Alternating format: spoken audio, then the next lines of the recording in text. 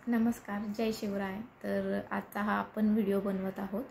तर ह्या व्हिडिओमध्ये मी बऱ्यापैकी बलिदान मास काय आहे, तो कसा पाळायचा, त्याची तारीख काय आहे, कोणत्या तारखेपर्यंत तो पाळायचा हे मी शेअर करणार आहे।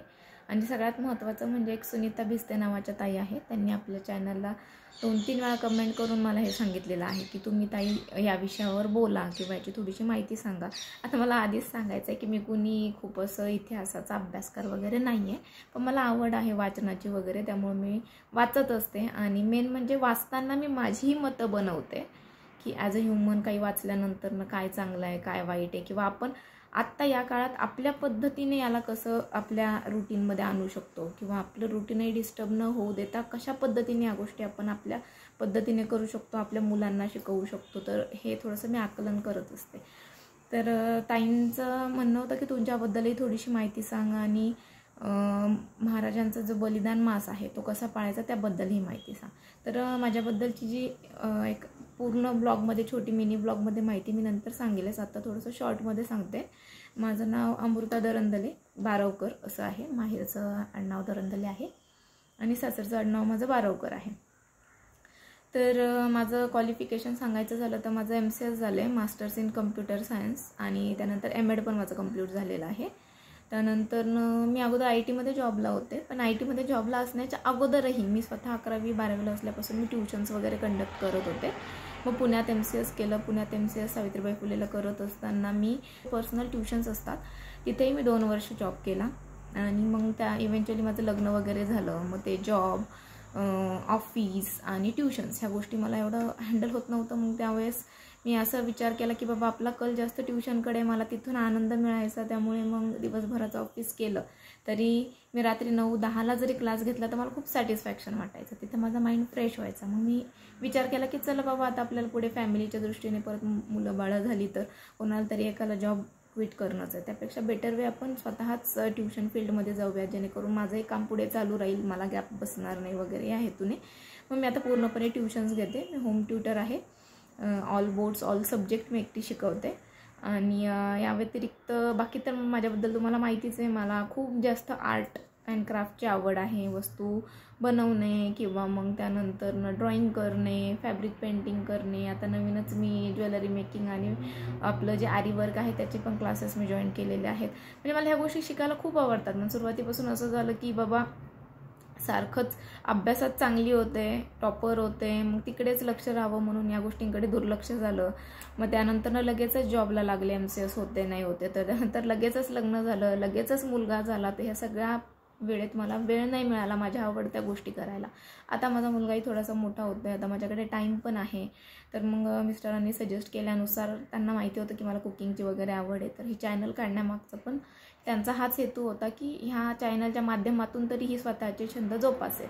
तर त्या पद्धतीने ट्राय करते आहे, माझी कुकिंग जपण्याचा प्रयत्न करते आहे, माझ्या आवडीनिवडी जपण्याचा प्रयत्न करते आहे। मला फिरायला आवडतं, पण मला फिरायला बाहेर किंवा बाहेर कंट्रीज फिरणं हा माझा मोटिव्ह नाही आहे। मला सगळ्यात अगोदर आपल्या महाराष्ट्रामध्ये असणारे सगळे गड, कोट, किल्ले मला फिरायचे आहेत। जेव्हा मी बॅचलर होते ना, मी बऱ्याचशा किल्ल्यांवर जाऊन आलेले आहेत, पण आता मला माझ्या मुलाला घेऊन या प्रत्येक किल्ल्यावर फिरायचं आहे। त्यानंतर मला कोकण खूप आवडतं, कोकणातल्या माझ्या भयानक ट्रिप झालेल्या आहे। ज्यावेळेस मी ऑफिसला वगैरे होते तर त्या पिरियडमध्ये तुम्ही म्हणाल तर जवळपास मंथमध्ये एखाद्या सॅटर्डे संडे तरी आमची ट्रिप असायचीच कोकणामध्ये। कोकण मला खूप आवडतं। कोकणातल्या काही जागा, विशिष्ट जागा अशा आहेत, विशिष्ट बीचेस आहेत, तिथे मी 10-10, 15-15 वेळा लिटरली जाऊन आली, कारण तिथं माझ्या मनाला एकदम शांती मिळते। तर हे आता माझे पुढचे काही व्हिडिओज तुम्हाला पाहायला मिळतील की ज्यामध्ये मी ऐतिहासिक ठिकाणांना भेट देईल, किंवा मग आपली जी नॅचरल ब्युटी आहे महाराष्ट्राची ती मी दाखवण्याचा प्रयत्न करेल त्यामध्ये।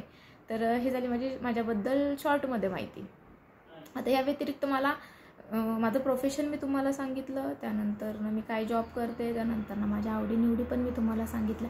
या व्यतिरिक्तही मी आपण म्हणू शकतो की छोटेखानी बिझनेस करणं हा पण माझा एक व्यवसाय आहे। मला बिझनेस खूप आवडतो करायला, तर मी बऱ्याच गोष्टीचं म्हणजे ट्राय करत असते की मी काय करू शकते वगैरे। तर मी ते फूड स्टॉल वगैरे बऱ्याच गोष्टी करते। अजूनही मी म्हणजे जे म्हटलं आपण फायनान्शियल दृष्टीने पण बिझनेसमध्ये मी काही वेगवेगळ्या गोष्टी ट्राय करते। तर ह्याबद्दलची माहिती तुम्हाला प्रत्येक वेळेस नवीन व्हिडिओतून मिळत राहील, त्यासाठी माझ्याबरोबर ट्यून राहा।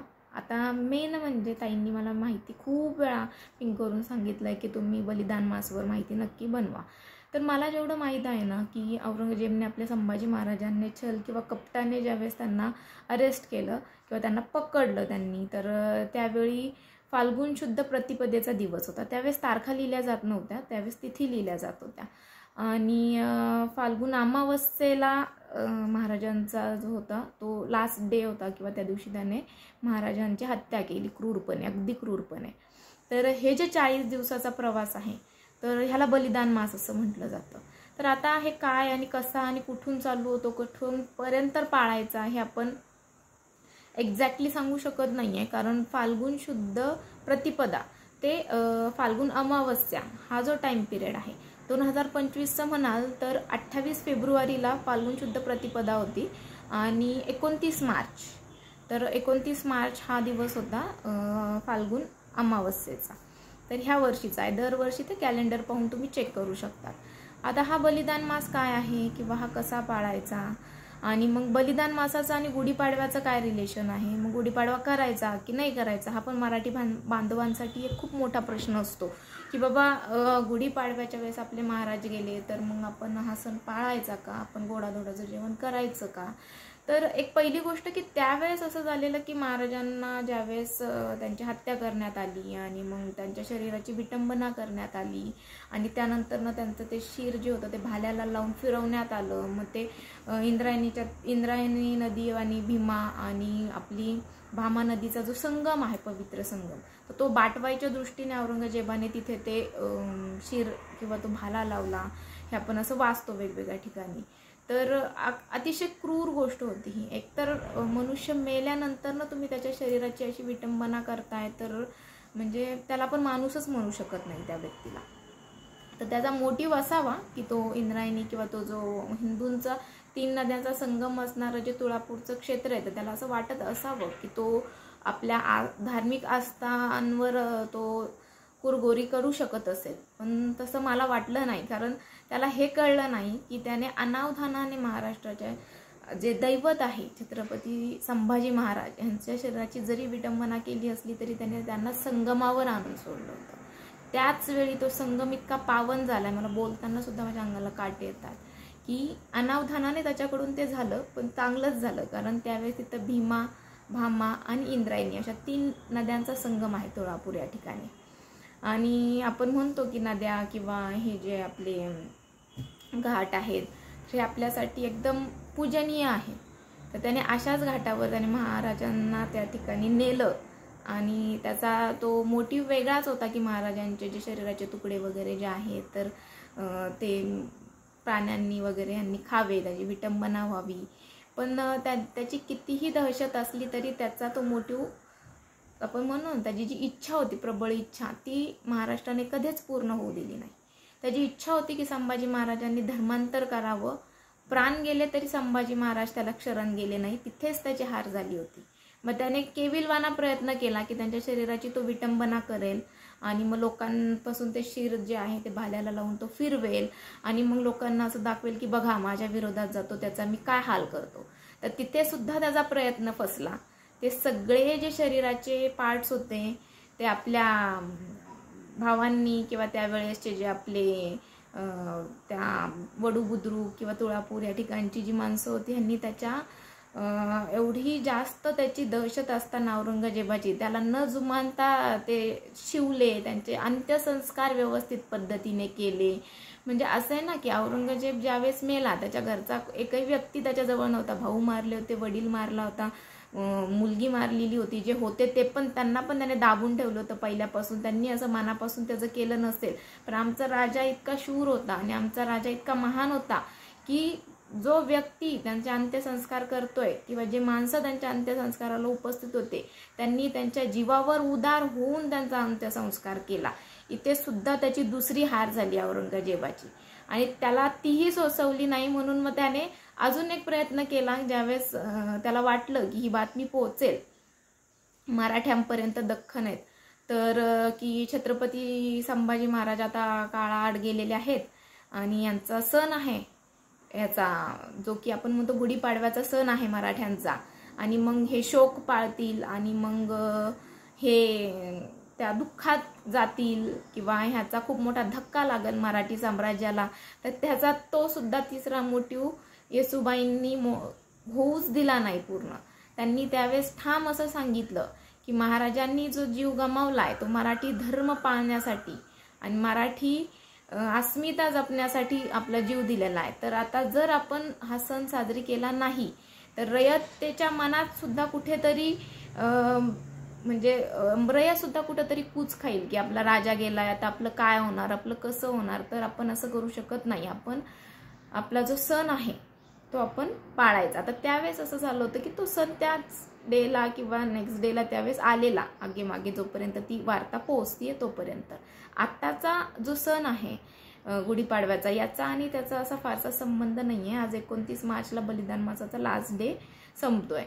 तर तेव्हा सुद्धा जो आपला सण आहे गुढीपाडव्याचा सण म्हणजे आपला नवीन वर्षाचा सण असतो, आपल्याला सुख समृद्धी देणारा सण असतो.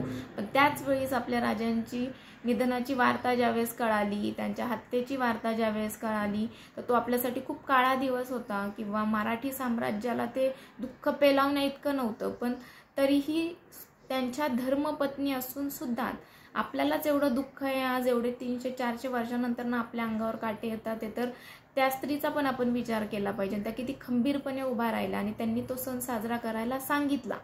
कारण महाराजांनी जो जीव दिलाय तर तो महाराष्ट्रात जपण्यासाठी किंवा महाराष्ट्रातील मराठी धर्म जपण्यासाठी हा जीव दिलेला आहे. तर त्यामुळे मग आपण हा सण न पाळणं म्हणजे खूप मोठी चूक होऊ शकते.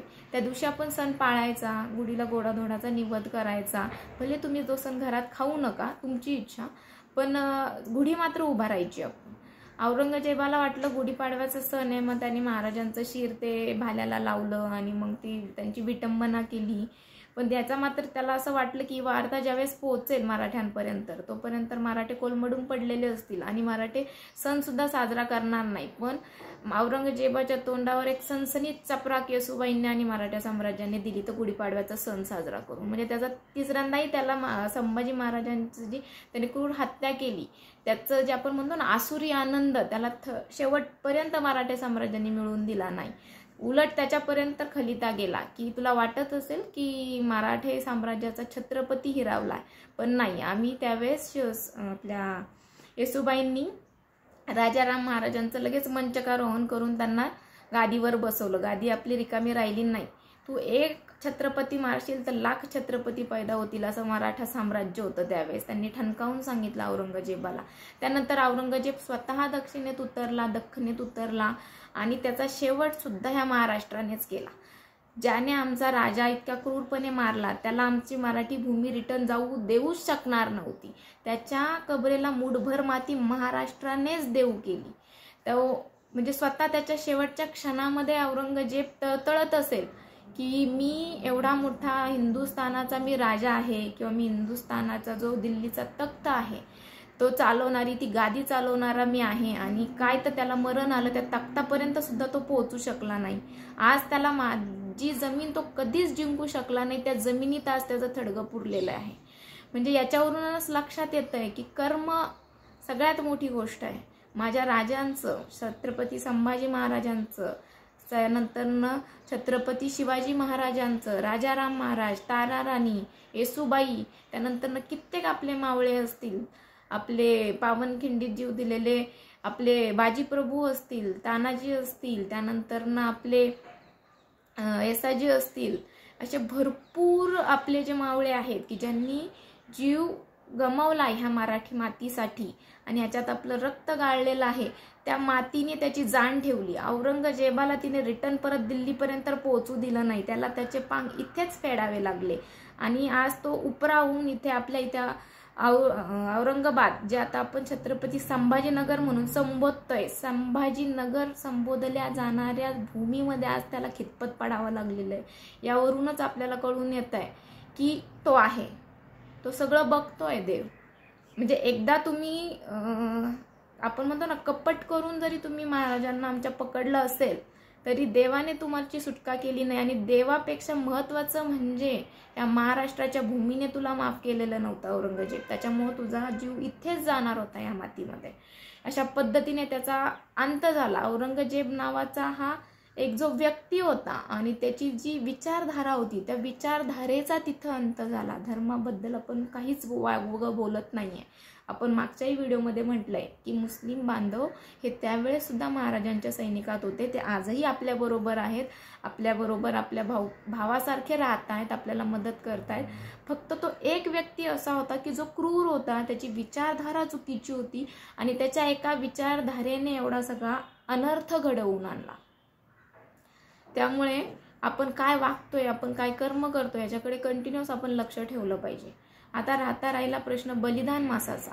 तर बलिदान मासात गुढी उभारायची नाही उभारायची ते तर मी आता क्लिअर केले. गुढी ही उभारायचीच, कारण आपल्या महाराजांनी जो आपले प्राण गमावलेत तो हा मराठी धर्म राखण्यासाठी गमावलेले आहेत. त्याच्यामुळे आपण आपल्या मराठी जे काही सणसूद आहेत ते नेहमी चांगल्या पद्धतीने पाडायचेच, त्याला आपण कधीच अपुरं पडायचं नाही. आणि बलिदान मासामध्ये कसं आहे ना, एक शिवप्रतिष्ठान नावाची संस्था आहे की खूप वर्षांपासून किंवा खूप अगोदरपासून ते काय करतात की बलिदान मासामध्ये तुमच्या ते वडूबुद्रुकला वगैरे येतात त्या ठिकाणी, त्यानंतर तुळापूरला व्हिजिट करतात आणि मग तिथून त्या दिवशी पदयात्रा वगैरे आपापल्या गावी त्या जातात. काही गावाकडूनच तिथे पदयात्रा येतात. एक चांगला संकल्प आहे. मी कुठल्याच पार्टीला सपोर्ट करत नाही, कुठल्याच व्यक्तीला सपोर्ट करत नाहीये. फक्त ते लोक जे आहे ते आहे हे करतायत, तर मला ते सांगणं गरजेचं आहे. अशाच अजून बऱ्याच संस्था आहेत, फक्त ही संस्था जरा मोठ्या लेवलवर असल्यामुळे मी तिचं नाव तुमच्या बरोबर शेअर केलं. तर आता मी मध्ये आपलं 19 फेब्रुवारी नंतर आपल्या शिवाजी महाराजांच्या जयंतीनंतर मी व्हिजिट केली होती. तर ॲक्च्युली बलिदान मासाचाच पिरियड तो होता. तर बलिदान मासाच्या पिरियडमध्ये तिथे असं ब्लड कॅम्प वगैरे केलं जातं, ब्लड डोनेशन कॅम्प. तर तिथे माझ्या मिस्टरांनी सुद्धा ब्लड डोनेट केलं. तिथेच आम्हाला संभाजी महाराजांची ही फ्रेम मिळालेली आहे. तर तिथे अशा संस्था असतात की त्या पिरियडमध्ये तुमचं येणारे जी लोक आहेत स्वइच्छेने जे ब्लड डोनेट करतात, कारण महाराजांनी आपल्यासाठी त्यांचं जे रक्ताचा थेंब ना थेंब गाळला होता त्या ठिकाणी. त्यामुळे वडूबुद्रुक आणि तुळजापूर या दोन्ही ठिकाणी ब्लड कॅम्प अरेंज केले जातात. तर त्याच्यात ब्लड वगैरे कलेक्शन केलं जातं. आपण पर्सनली काय करू शकतो, तर काही लोक काय करतात की ह्या बलिदान मासाच्या पिरियडमध्ये आपले मुंडन करतात केसांचं, किंवा मग काही लोक चप्पल घालत नाही, काही लोक सुखसुविधांचा त्याग करतात, किंवा मग काही लोक त्यांच्या आवडीच्या गोष्टींचा त्याग करतात, किंवा रोजच्या सेवनातल्या गोष्टी आहेत जसं की चहा आहे, मग हा 40 दिवस ते वर्ज्य करणार. तर कुणी मांस वगैरे आवडत असेल तर ते वर्ज्य करतं, तर तुम्ही तेही करू शकतात. या व्यतिरिक्त हेच वर्ज्य केलं पाहिजे का, तर नाही. तर तुम्ही खरंच महाराजांना आणि शिवाजी महाराजांना मानत असाल तर ह्या काळामध्ये तुम्ही तुमच्यातल्या वाईट गुणांना कसं लांब काढता येईल तुमच्यातलं ह्यावर काम केलं पाहिजे. तुम्ही तुमची व्यसनं कशी सोडू शकतात यावर काम केलं पाहिजे. बरीच जण आहेत की असं पाहिलं तर ते व्यसनाधीन असल्यामुळे ते नाही लवकर सोडू शकत, पण तरीसुद्धा हे 40 दिवस ते व्यसन करणं टाळतात. आणि आजच्या पिढीला तर खूपच जास्त गरज आहे. आज आपण उठलो की एकतरी न्यूज TV ला ऐकतोच की कुठं मुलीवर अत्याचार झालेत, कुठं मुलींवर अतिप्रसंग झालेत. तर मुलांनी काहीतरी याच्यातून शिकणं खूप गरजेचं आहे. ह्या 40 दिवसामध्ये तुम्ही तुमच्यातली ही जी वृत्ती आहे ती कशी काढून टाकता येईल याच्याकडे तुम्ही लक्ष दिलं पाहिजे. मग मी जसं सांगितलं की प्रत्येकजण आपल्या सोयीनुसार हा बलिदान मास पाळतो. तर बलिदान मास मग का पाळायचा, जसं की आपल्याला माहिती आहे की ज्या दिवशी आपल्या संभाजी महाराजांचा मृत्यू झाला किंवा त्यांना मारण्यात आलं, तर तो दिवस आपण पाळतोच. असा कुठलाच हिंदू व्यक्ती नसेल की जो तो दिवस पाळत नाही, पाळतो. पण मग एकच दिवस त्यांना आपण आपल्या मनात ठेवायचं, किंवा मग असं होतं की आपण त्यांचे पुस्तकं वाचले तर त्यावेळेस आपल्या मनामध्ये छत्रपती संभाजी महाराज आपले दाटून येतात किंवा आपल्याला ते समजतात. पण मग पुस्तक बंद झालं की संपलं का सगळं. किमान हे 40 दिवस वर्षातले किंवा 365 दिवसातले 40 दिवस जर आपण ते सलग पाळलं तर आपण रोज ती गोष्ट जी वर्ज्य करतोय किंवा चालताना जे चप्पल घालत नाही ते त्याला खडा टोचतोय, तर त्यावेळेस त्यांना आठवण येते की बलिदान मास चालू आहे, बलिदान मास चालू आहे. निदान कंटिन्यू 40 दिवस आपण आपल्या राजाला आठवतो. आणि माझं तर एकच म्हणणं आहे की ज्यावेळेस आपली गुढीपाडवा वगैरे झाला की त्यानंतर आपण देवाधिकांना जायला चालू करतो, किंवा आपली जे कुलदैवत आहे तिथे जातो, तिथे व्हिजिट करतो. तर बलिदान मासात सगळ्यात अगोदर आपण तुळापूर आणि वडूबुद्रुक या ठिकाणी गेलं पाहिजे. एक आपण हिंदू म्हणून आपण आपल्या आराध्य दैवत जे आहे किंवा आपलं जे आपण म्हणतो ना की कुलदैवत आहे, त्या कुलदैवतामध्ये ह्या 2 जागेचा पण समावेश केला पाहिजे. इथे आपण गेलंच पाहिजे, कारण हा राजा होता म्हणून आपला धर्म टिकला. ज्यावेळेस हाच औरंगजेब त्याचेच माणसं आपल्या मंदिरांवर चाल करून येत होते, आपल्या मंदिरांच्या विटंबना करत होते, त्याच वेळी आपले छत्रपती शिवाजी महाराज त्यावेळेस पाय रोवून उभे होते आणि त्याच्यामुळं आज आपला धर्म वाचलेला आहे. तर हे म्हणजे अक्षरशः माझ्या अंगावर काटे येत आहेत बोलताना. तर आपण आपल्या देवांना जे व्हिजिट करतो दरवर्षी आपल्या कुलदैवतांना, तर त्याची सुरुवात ही वडूबुद्रुक आणि तुळापूर ह्या ठिकाणावरूनच झाली पाहिजे. पॉसिबल असेल तर तुम्ही रायगडाला सुद्धा व्हिजिट करू शकता. आणि बलिदान मासाच्या नंतरनं, गुढीपाडव्यानंतरनं मग तुम्ही आपलं कुलदैवत जे असेल, जसं की आपलं जेजुरीचा खंडोबा असेल, त्यानंतर आपलं तुळजापूरची आई भवानी असेल, किंवा कोणाचं कोल्हापूरचं असेल किंवा पालीचे असतील, तर या ठिकाणी तुम्ही व्हिजिट करू शकता.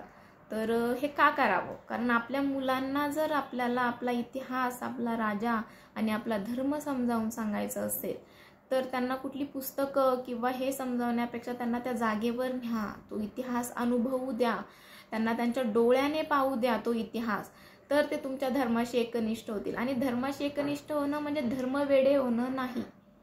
धर्माशी एकनिष्ठ होणं म्हणजे आपला धर्म तर पाळणं, पण समोरच्या धर्माचा सुद्धा आदर करणं आणि सगळ्यांना एकत्र घेऊन जसं महाराजांनी मूठ बांधली ना स्वराज्याची, हे मुलांना पहिल्यापासून त्यांच्या मनात बिंबवणं गरजेचं आहे. मगच त्यानंतर काही स्वतःच्या फायद्यासाठी आपल्या आपसात भांडणं लावणारे जे राजकारणी वगैरे आहेत त्याच्यापासून, त्यांच्या वृत्तीपासून आपली मुलं खूप कोसो किंवा 4 हात लांब राहतील. तर त्यांच्या मनात आपण पहिल्यापासून हे रुजवलं तर भाऊ बांधिलकी, आपण सगळे एकच आहोत, सगळे धर्म सेम आहेत. त्यानंतर आपल्या राजांचा इतिहास त्यांना सांगितला पाहिजे की आपल्या राजांनी सुरुवातीपासून आपल्याला एकत्र राहायला शिकवलं. आपला राजा प्रत्येक धर्मासाठी लढलेला आहे, प्रत्येक धर्माच्या आया बहिणीसाठी लढलेला आहे. त्यांच्या आया बहिणींसाठी कसं आपण जगलं पाहिजे, या सगळ्या गोष्टी किंवा ही सगळी शिकवण जी आहे ना तुम्ही मुलांना शिकवली पाहिजे. मी तर म्हणते तुम्ही तुमच्या मुलांना काही शिकवा अगर नका शिकवू, फक्त छत्रपती शिवाजी महाराज, छत्रपती संभाजी महाराज आणि मराठ्यांचा इतिहास शिकवा. खूप झालं आयुष्य जगण्यासाठी, कारण याच्यात खूप शिकण्यासारखं याच्यामधून मुलांना आपल्या. तर बघा, मग जमलं तर प्रत्येकाची हौस असते, प्रत्येकाच्या आवडीनिवडी वेगळ्या असतात. तुम्ही ट्रिप्स वगैरे करा बाहेर, तुमची आवड आहे, पण तरी पण किमान असं ट्राय करा की आपल्या मुलांना आपण काही बेसिक ठिकाणं आहेत, शिवनेरी आहेत किंवा रायगड आहे, राजगड आहे, त्यानंतरनं आपला कोंढाणा म्हणजेच आपला सिंहगड आहे, त्यानंतरनं तुळापूर आणि वडूबुद्रुक सारखी ठिकाणं आहेत. किमान या बेसिक ठिकाणी तरी मुलांना आपण नेलं पाहिजे, तिथं त्यांची व्हिजिट करून दिली पाहिजे, त्यांना आपला इतिहास कळायला पाहिजे. आणि ना मला कधी कधी असं वाटतं ना की काही व्यक्ती आणि त्या महिला सुद्धा काही अशा आहेत की त्यांना तुळापूर आणि तुळजापूर यातला फरकच कळत नाही आहे. तर मला असं वाटतं ना की म्हणजे काय आता बोलावं काय ह्याच्यावर. आपलं दुर्दैव हे आहे हे की आपल्याला जर तुळापूर माहीत नसेल काय तर महाराजांची समाधी, मग तुम्ही किती देवधर्म केला तर काय उपयोग आहे त्याचा. हा धर्म ज्या व्यक्तीमुळे टिकलाय तर ती व्यक्ती, त्या व्यक्तीची समाधीच आपल्याला माहीत नसेल तर काय म्हणजे काय बोलणारच काय ह्याच्यावर. तरी आता चूक सुधारण्याची वेळ आहे. वर्षातून एकदा व्हिजिट करा त्या ठिकाणी, आपल्या मुलांना घेऊन जा. पण आत्तापासून ही प्रथा पाडली पाहिजे की देवदर्शनाची सुरुवात ही तुळापूर किंवा वडूबुद्रुकपासून झाली पाहिजे. त्या दिवशी खूप गर्दी असल्यामुळे मी वडूबुद्रुकचा नीट ब्लॉग बनवू शकले नाही किंवा टाकू शकले नाही. तुळापूरचा मी व्यवस्थित शेअर केला. मी लवकरात लवकर वडूबुद्रुकला पण व्हिजिट करण्याचा प्लॅन करेन आणि ते आपण मी तुमच्यापर्यंत तेही पोहोचवेल. आणि त्यानंतरच मग आमच्या देवदर्शनाला सुरुवात होईल चालू वर्षीच्या. तर बघा, म्हणजे मला जेवढी काही माहिती होती मी तुमच्यापर्यंत पोहोचवण्याचा प्रयत्न केला. माहिती आवडली असल्यास तर तसंही मला कळवा. आणि जसं ताईंनी, सुनीता बिस्ते ताईंनी मला मेसेज केले होते की तुझ्याबद्दल सांग किंवा मग बलिदान मासाबद्दल सांग, तर ते मी सांगण्याचा पुरेपूर प्रयत्न केलेला आहे. तर तुम्हाला ह्याच्यात माझं काही चुकत असेल तरी मला सजेशन्स द्या, आपण ते मी कव्हर करेल. कारण कुठलाही व्यक्ती परिपूर्ण नसतो किंवा प्रत्येक व्यक्तीला प्रत्येक गोष्टीची माहिती असेलच असं नाही आहे. तर मी पण त्याच्यातून 4-2 गोष्टी शिकेल, कारण मी पण लर्निंग प्रोसेसमध्येच आहे. प्रत्येक गोष्टी मी शिकते. तर तुम्ही मला सजेस्ट करा कुठले नवीन टॉपिक असतील की ज्याच्याविषयी तुम्हाला वाटतंय मी बोलावं, ते पण तुम्ही मला सजेस्ट करू शकता.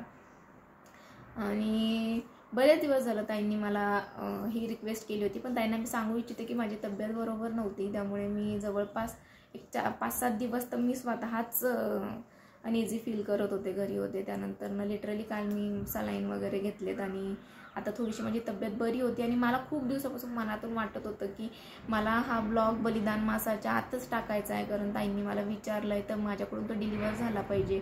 बट आता असा पिरियड आहे ना, पीक पिरियड आहे की मुलांचे, माझे ट्युशन्सच्या मुलांचे सगळ्यांचे पेपर चालू आहे. तर मी एकही दिवस तिथं माझी विजिट थांबवू शकत नाही आहे. तिथे जाणं येणं त्यातही माझा खूप वेळ जातो आहे. त्यानंतर कुकिंगचे व्हिडिओज असतात, माझ्याही मुलाचे पेपर वगैरे होते आणि त्यातही माझी तब्येत व्यवस्थित नव्हती. मग सगळं मॅनेज करणं मला जरासं ट्रिकी जात होतं आणि आजारपण असल्यामुळं मग मला ते व्हिडिओ काढणं माझ्याच्याने झालं नाही वेळेवर. पण तरी मी आज स्वतःला सार्थ समजते की 29 मार्च रोजी हा व्हिडिओ चालला आहे. ॲटलिस्ट लास्ट दिवशी का होईना माझ्याकडून तो व्हिडिओ तुमच्यापर्यंत पोहोचतोय. आणि आपण सगळ्यांनी बलिदान मास पाळला पाहिजे, ज्याला जसं जमेल त्याने तसा पाळावा. इथे काही कोणाला कुठल्याच पद्धतीचं रिस्ट्रिक्शन नाही आहे. पण फक्त एक असं आहे की आपल्याला तो 40 दिवस आपला राजा आपल्या आठवणीत राहतो. आणि जमलं तर छावा कादंबरी नक्की वाचा. असा कुठलाच व्यक्ती नसेल, हिंदूच नाही, असा कुठल्याच धर्माचा व्यक्ती नसेल की जो छावा कादंबरी वाचत असताना जी लास्टची पानं आहे त्याच्यावर आल्यानंतर तो रडणार नाही. किती कठोर असला तरी तो व्यक्ती नक्की रडेल, त्याच्या डोळ्यातून नक्की अश्रू येईल.